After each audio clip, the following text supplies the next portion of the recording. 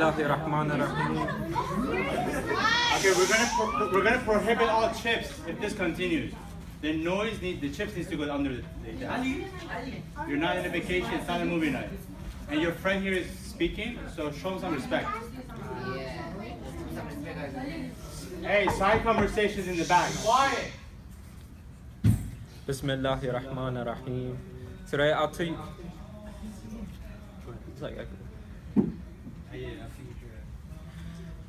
I'm gonna recite to you guys a story about your 11th Imam, Imam Hassan al-Asqari. This story is about, of course you guys know Imam Hassan al-Asqari. Askari, the word Askari means military or army.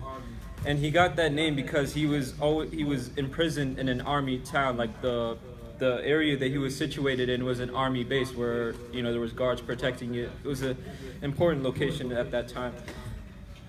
And for the majority of his life, he was always imprisoned. And, you know, the Abbasid Khalifa, he imprisoned him for the majority of his life. He wouldn't let him leave. He wouldn't let him do anything, you know. He tried many things to try to cut off his connections from the outside world, but things always ended up like coming back to him. And the story goes as is, one day somebody came to Imam Hassan al-Asqari because apparently there has been a drought in Arabia and it hasn't been raining. All the crops are dead, and a Christian man came along and he put his hands up in the sky. It started to rain, and all the Muslims were surprised, and so because they've been praying for 3 days consecutively and no rain came, but when this one guy came, it started raining. And so the Khalifa at the time, he was worried that people are going to become Christians because of this. So the Khalifa, even though he imprisoned him, he went to the Imam and asked him for advice on what to do. The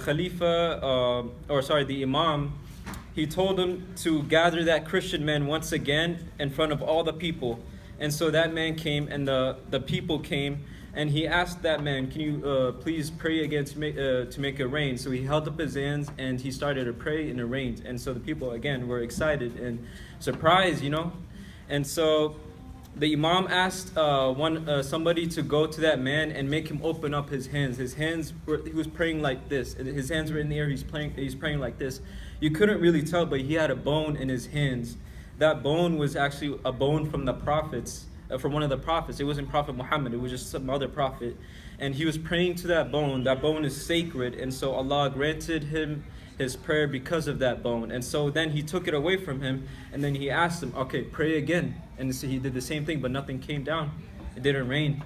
And then that showed the people were like, they kind of felt stupid to, you know, be fooled so easily. And it made them also trust the Imam. And so what the Imam did was that he did a 2 rak'ah prayer, and then he himself started to pray, and it started to rain, and all the land became fertile again. And so it basically showed everybody, you know, the strength of the Imam. And they were wondering, like, who is this man? Because, you know, the Imam's been in prison. People didn't really know much about him. And so they were asking, where does this man live? And the Imam pointed to the Khalifa at the time. And the guy was so embarrassed because he imprisoned him. And then the Khalifa, he pointed to Imam Hadi's house and said that was his house. So he let the Imam live freely for about a year, and then he imprisoned him again. But it just goes to show that, you know, the Imams are, you know, if it wasn't for the Imam in that situation, who would have thought that the Christian man had a sacred bone in it? Nobody would have ever thought. Nobody even knew that something like that was possible.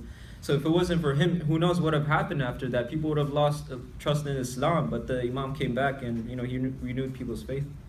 And that's the end of the story.